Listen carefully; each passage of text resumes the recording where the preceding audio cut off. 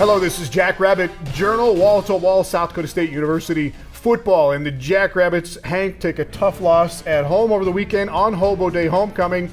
To Youngstown State, 30-27 is the final. And both teams did a lot of things right, but what was the difference in a three-point ball game like this? Well, the difference in this one was the play of the defensive and offensive fronts for the Youngstown State Penguins. They came into town and did what they had set out to do, which was to dominate in the trenches, and they won that battle last Saturday. All right, numbers were very similar. We'll get to that, but let's get this out of the way. Austin Sumner was in uniform on Saturday, but did not play for the Jacks. Most likely will not play this weekend either. The senior quarterback has been out for 8 weeks now since his injury in the season opener at Missouri. Sumner's appearance on the sideline Saturday brought up a lot of questions about when he will come back and play again, but don't expect to see it this Saturday at North Dakota State.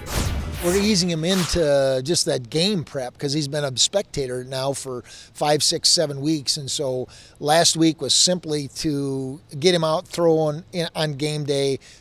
He is, I would say it's a 5% chance that he'd play, and that's his 5%, nobody else's. All right, in other words, Sumner obviously wants to play and thinks he's ready to play, but the doctors and the coaches say probably not going to happen this weekend. No, and we'd all love to see number 6 out there for the Jacks, but that's not going to happen. And, well, when you really look at things right now, Zach Lujan, he's playing good football. All right. We'll see when Sumner does return, but as you said, Lujan threw for a season-high 329 yards against Youngstown, but the Jacks come up short. Stig will take you through the first half when we come back. Jackrabbit Journal on Midco Sports Network is presented by Billionato.com.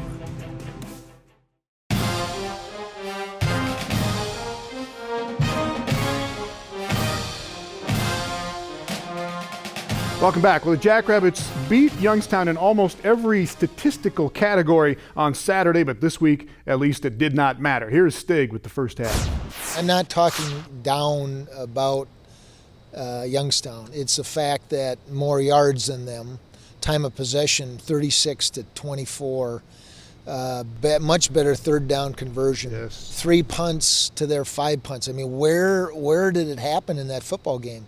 Well, drives that don't end up in touchdowns, a fourth down here that doesn't get made, and they make a fourth down. It's just it's a fickle game, and we ended up on the wrong end. All right, as to your point, come out here on the first drive and get Zach Zenner going right away. Tough run here, and this is just vintage Zach Zenner run.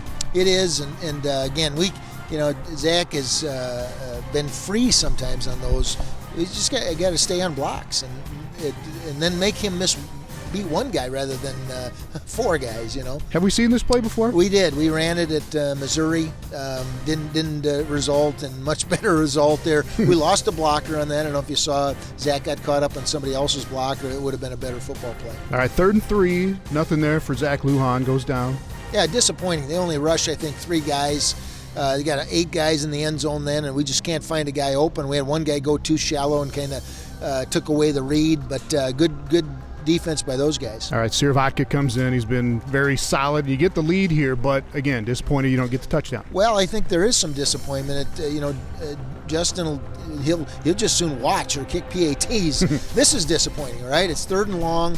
We got 2 guys. We have 2 guys in the scheme to tackle that thing, and one guy misses it, and the other guy kind of overruns it angle-wise. We talk about it all the time, and we know that guy's a great player. They're going to get him the ball, so disappointing to start out the game. Then they get going to side again a little bit here. Webb's another good running back, not just Ruiz for them. Right, both similar, fast, dancer, little type guys. Again, Jesse Bobbitt has a chance to grab some cloth there and gets caught up on a block. But again, that was too easy. Get them at 3rd and long. They're going to settle for a field goal here as well, and it's tied 3-3 midway through the first quarter.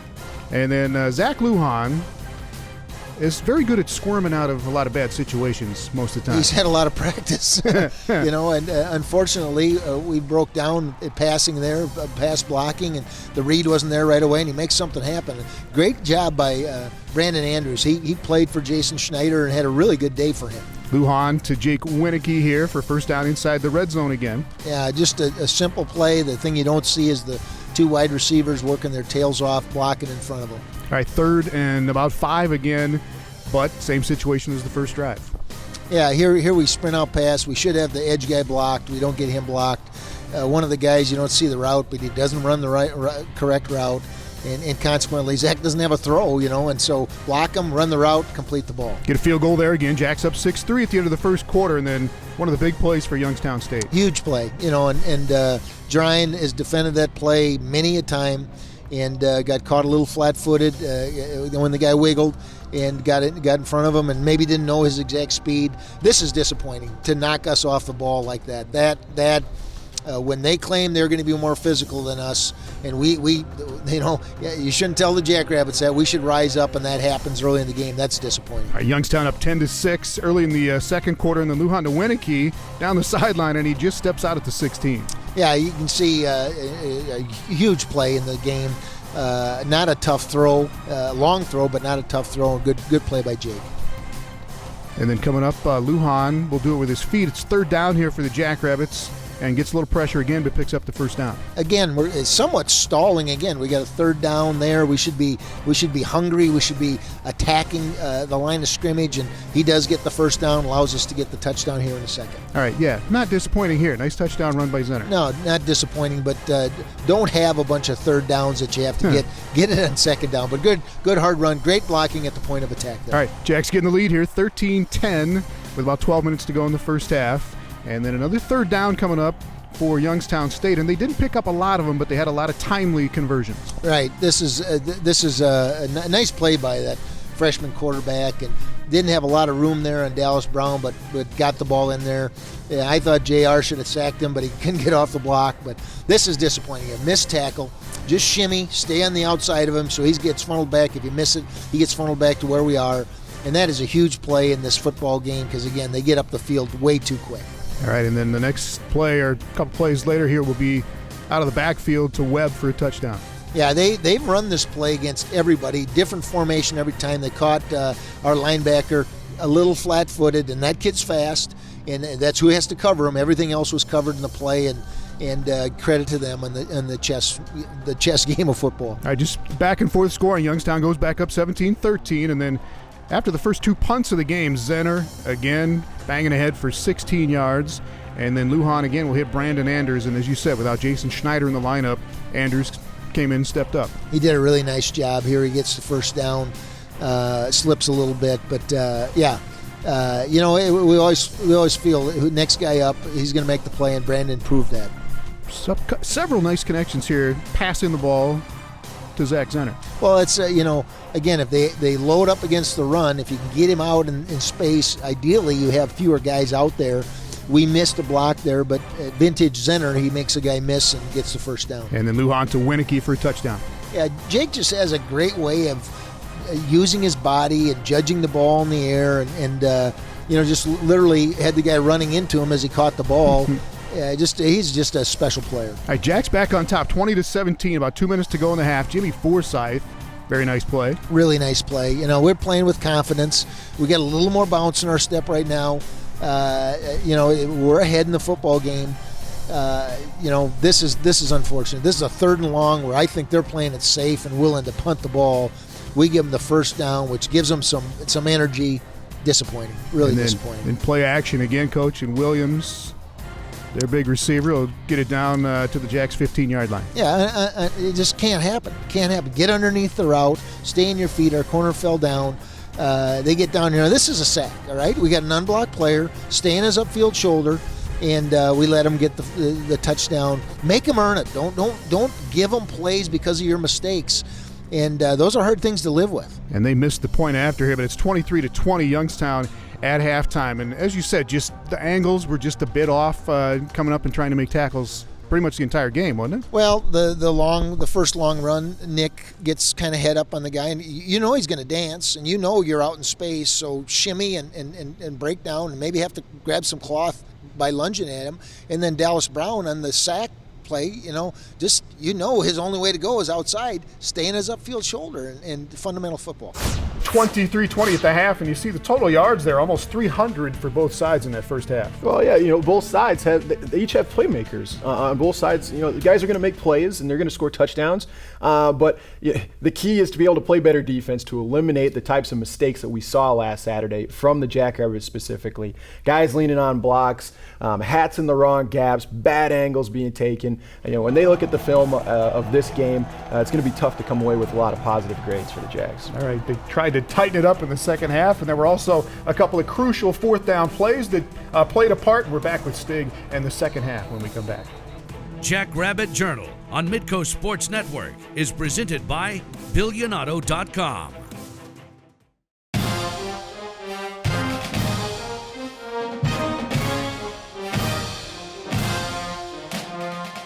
Welcome back. Well, Youngstown leads the Jackrabbits 23-20 at halftime. The Jacks tried to make some defensive adjustments to keep the football a little more in the middle of the field. We changed how we defended the one formation that had their first long run in, and kind of a double width bunch type of set, and we did stop that run after that. That was about all we really changed defensively. Just trying to keep the running back specifically from getting outside. Make him run flat before he gets to an opening, and hence there'll be a corner standing there. What we did before is they blocked the corner out, and they had Mears in the open field a little earlier is all. All right, well, you came out right away, get a 3-and-out early on in the drive against Youngstown, and then get the football here, Lujan to Winnicky down to their 31-yard line. And then you get to 4th and 1 here, and you said you put this on you for not picking up this 4th and 1. Why? It is on me, all right? Not for not picking it up, but for choosing to go for it. I mean, kick the field goal. You're a point away then, and that's something I could have made the decision on. And I know Siravatka would have made that. Now, I think we should have. It's belief you're going to get that first down, but we didn't get it. So. All right, so it's still 23-20 at the end of the third quarter. You get to the fourth here. Williams, again, another catch for Youngstown to the Jacks 33, and then a 3rd and 5 coming up here, and Nick Mears will make a play. Yeah, this is really nice football here, both by the corner because the ball's got to be thrown way up, and then Mears makes the play. That's how you have to defend that play. And then 4th and 5 coming up. Yeah, this is disappointing, all right? They get us, we don't get a pass rush. They get us in between our two linebackers, and ideally the pass rush makes it tougher. The zone coverage makes it tougher. We just didn't get it done. And then they'll get a touchdown pass here again. Wells, their freshman quarterback. Your thoughts on him? They made it pretty simple, but he was pretty good. Huh? He's a good football player. Now, Melvin in the middle third there either has to intercept the ball or punish that guy, and he just misplayed it a little bit. Again, you're playing a good football team here, so they're going to make some plays. Make them make plays, though. Play your best football. All right, just over 8 minutes to go. It's 30-20, Youngstown on top. And then a 4th and 1 here for the Jacks. Lujan to Trevor Wesley for the first down. And then a 3rd and 5 coming up, and Lujan to Zach Zenner for the first down. Yeah, we're in hurry-up mode here, so we don't have a ton of plays because we do automatics, but nice job by our offense here moving it up the field. And then a football play, as you say, coming up here from Lujan to Zenner. Yeah, this is two guys that work well together. I mean, he threw the ball before Zach really made the cut. He knew where he was going to be. Phenomenal play for a young man that's a running back, not a wide receiver. All right, good drive. Jacks get within 3. It's 30-27. Youngstown, just over 4 minutes to go. And then Youngstown's going to get in a 3rd and 13 here, and Jimmy Forsyth will make a stop. Yeah, we're playing with confidence. We're doing things right. We're giving ourselves an opportunity. This may be their play of the game for that guy to kick the ball 50-some yards and a die there. Just had a huge, obviously 18 more yards on the 20 would be a lot better way to start for us. All right, couple of minutes to go here. Lujan to Andrews out to the 22-yard line, and then the next play, it's a 4th and 19 coming up. And this last gasp to Jake Winnicky. Now, he's got a chance to make this play, but you can't go to the well and expect perfection every time. It's 4th and 19 because of a penalty, other incomplete passes. Jake did catch that ball, and then it came out as he hit the ground.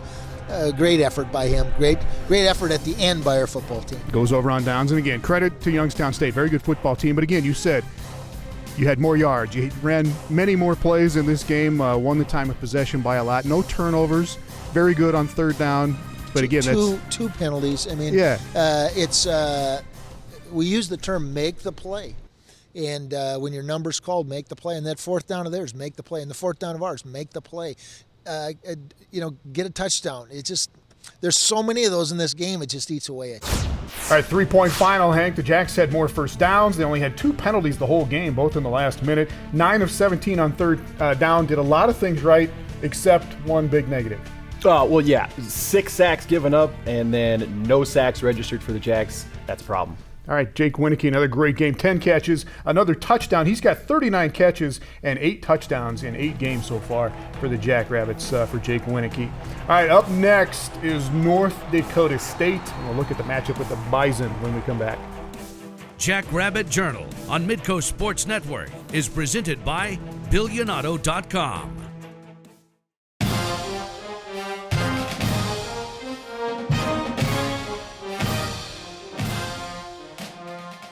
Welcome back. The Jackrabbits play at North Dakota State this Saturday, Hank.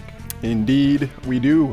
The Bison have won 32 games in a row now, the latest at South Dakota this past Saturday, 47-7. About the only thing you can say that NDSU has not done so far this season is blow teams out in the first quarter. It's taken them a while to get going in these conference games. That's the way they've been this year.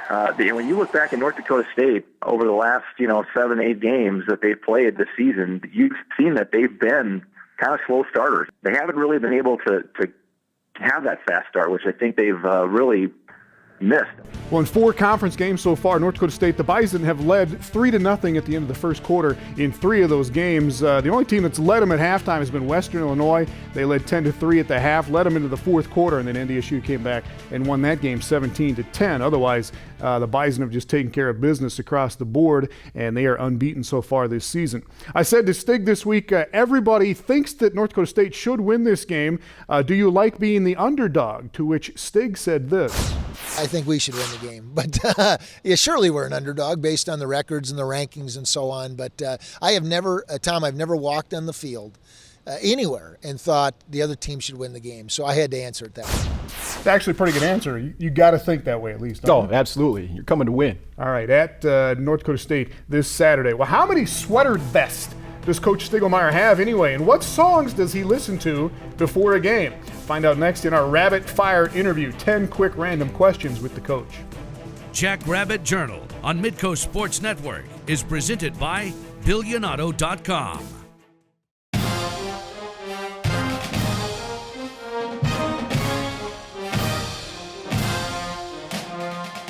Well, last week before the Hobo Day game, before Stig got rid of the beard, David Brown sat down with the coach for a rapid fire interview. 10 random questions on everything from the origin of his favorite phrase to his pregame music ritual. How did the phrase "holy nutmeg" originate?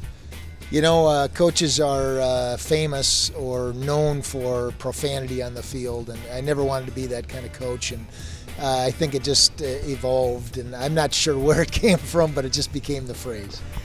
What is your pregame meal or snack? Do you have something you go to all the time, or is it just whatever's available? Yeah, it's whatever's available. I do have 2 songs that I've listened to ever since I was an athlete that is my pregame ritual, but not a meal. What are those 2 songs?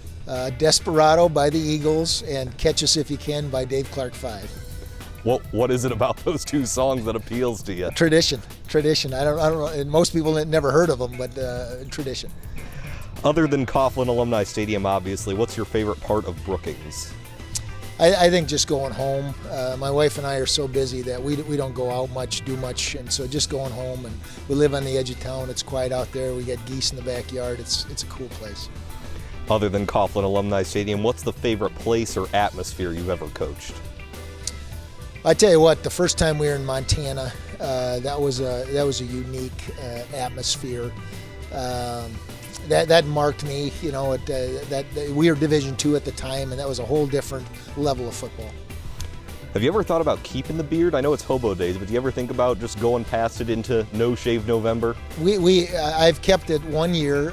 Both our boys have beards, and they claim if we're on a win streak, if I shave it, things are going to fall apart. But I'm not a superstitious guy, other than my music before the game.